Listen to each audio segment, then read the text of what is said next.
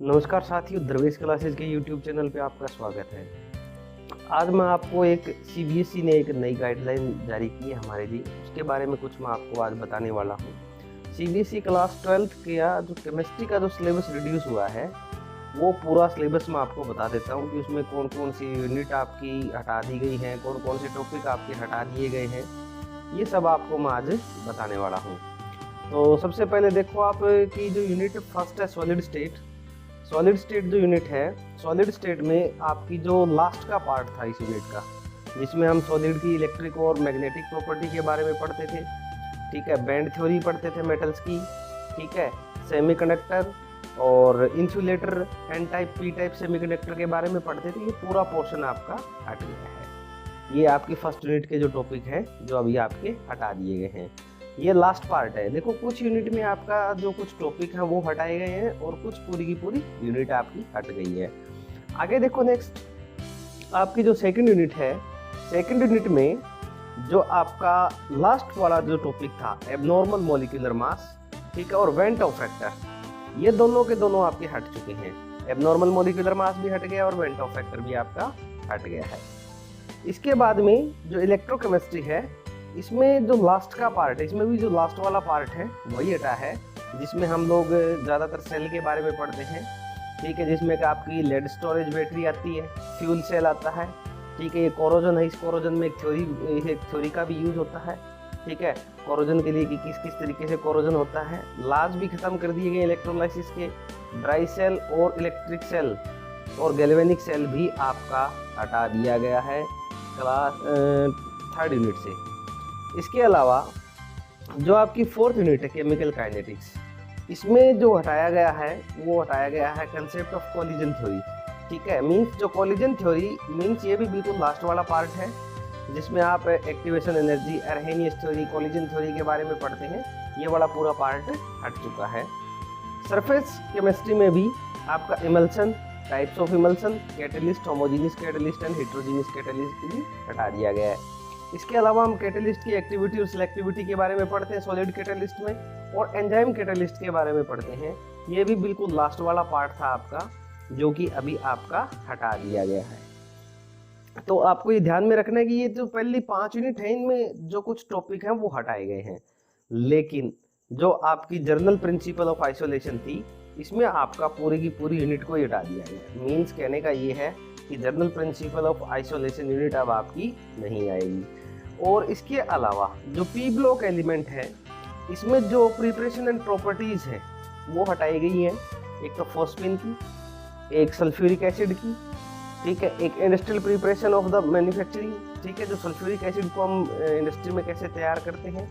Nitrogen के oxides को हटा दिया गया है, फास्फोरस के इलेक्ट्रोपिक फॉर्म को हटा दिया गया है, compound of phosphorus and the preparation and the properties of the halide of oxo acid, ठीक है, ये भी आपका हटा दिया गया है। इसमें जस्ट एलिमेंट्री आइडिया बताया गया है ऑक्सो एसिड का, ठीक है, कि हमें एक एलिमेंट्री आइडिया पता होना चाहिए जिससे हम एसिडिटी वगैरह निकाल लेते हैं, उससे ज़्यादा इसमें कुछ पढ़ने की जरूरत नहीं है।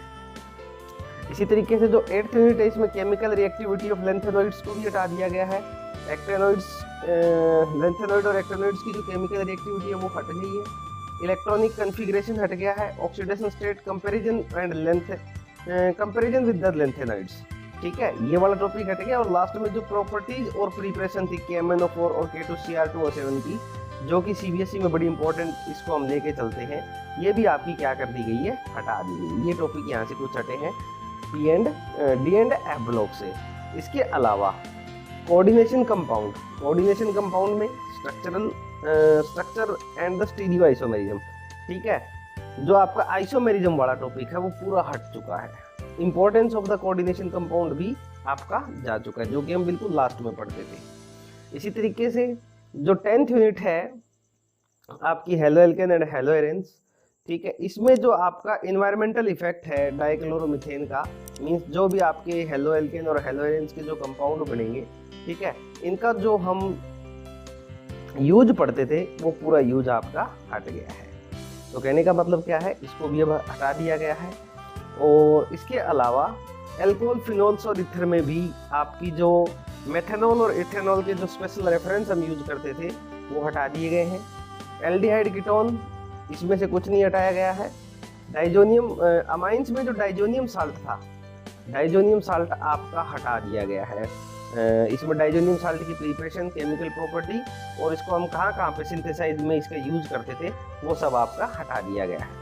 इसके अलावा जो बायोमोलिक्यूल है, बायोमोलिक्यूल में जो ओलिगोसैकेराइड्स हैं, पॉलीसेकेराइड्स हैं, इंपॉर्टेंस ऑफ कार्बोहाइड्रेट्स, विटामिन का क्लासिफिकेशन और किस तरीके से काम करते हैं, ये हटा दिया गया है। एंजाइम और हार्मोन्स, इनके एलिमेंट्री आइडिया, ये सब हटा दिया गया है। इसके अलावा जो लास्ट 2 यूनिट थी, पॉलीमर और केमिस्ट्री इन एवरीडे लाइफ, ये दोनों पूरी की पूरी हट चुकी हैं।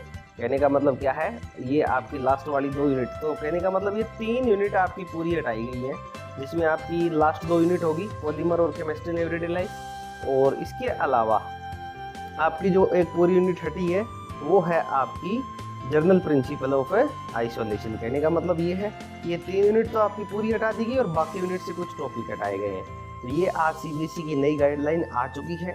अब आप इसको ध्यान से देख लेंगे। ये पूरी मैंने आपको पीडीएफ बना के और सारे टॉपिक्स जो बिल्कुल वहाँ से उन्होंने बताए वो सारे मैंने आपको बता दिए। तो अब आपको मेरे अकॉर्डिंगली अब आपको कोई दिक्कत नहीं आनी चाहिए अपनी प्रिपरेशन में, क्योंकि सीबीएसई ने क्लियर कर दिया कि इन टॉपिक्स को पढ़ने की ज़रूरत नहीं है। तो इस साल के लिए ये आप एक तरीके से कह सकते हो कि टॉपिक कम हो गए।